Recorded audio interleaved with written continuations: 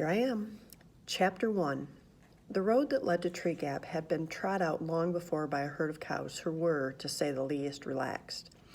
It wandered along in curves and easy angles, swayed off and up in a pleasant tangent to the top of a small hill, ambled down again between fringes of bee-hung clover, and then cut sideways across a meadow. Here its edges blurred. It widened and seemed to pause, suggesting tranquil bovine picnics, slow chewing, and thoughtful contemplation of the infinite. And then it went off on again and came at last to the wood.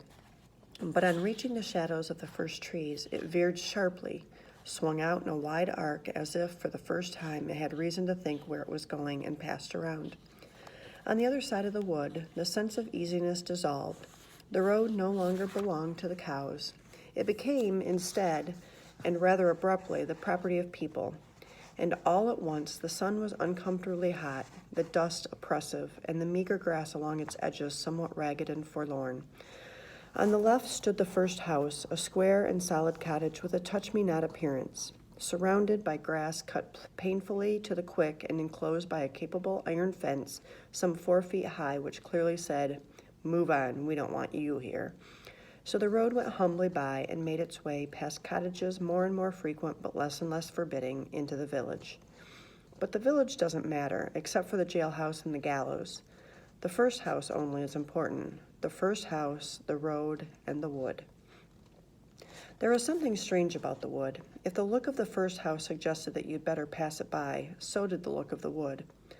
But for quite a different reason. The house was so proud of itself that you wanted to make a lot of noise as you passed, and maybe even throw a rock or two. But the wood had a sleeping, otherworld appearance that made you want to speak in whispers.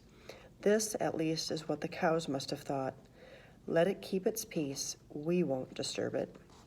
Whether the people felt that way about the wood or not is difficult to say. There were some, perhaps, who did, but for the most part, the people followed the road around the wood because that was the way it led. There was no road through the wood. And anyway, for the people, there was another reason to leave the wood to itself. It belonged to the Fosters, the owners of the Touch-Me-Not cottage, and was therefore private property in spite of the fact that it lay outside the fence and was perfectly accessible. The ownership of land is an odd thing when you come to think of it. How deep, after all, can it go? If a person owns a piece of land, does he own it all the way down in ever-narrowing dimensions till it meets all other pieces at the center of the earth? Or does his ownership consist only of a thin crust under which the friendly worms have never heard of trespassing? In any case, the wood being on top, except, of course, for its roots, was owned bud and bough by the Fosters in the Touch-Me-Not cottage. And if they never went there, if they never wandered in among the trees, well, that was their affair. Winnie, the only child of the house, never went there, though she sometimes stood inside the fence, carelessly banging a stick against the iron bars and looked at it. But she had never been curious about it. Nothing ever seems interesting when it belongs to you, only when it doesn't.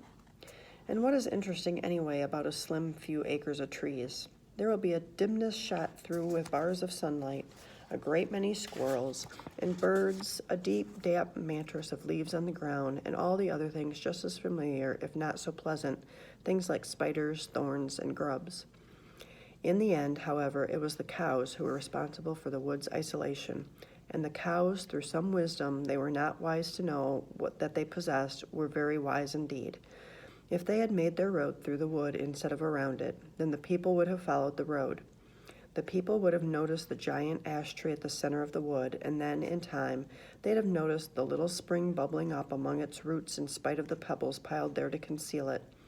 And that would have been a disaster so immense that this weary old earth, owned or not to its fiery core, would have trembled on its axis like a beetle on a pin.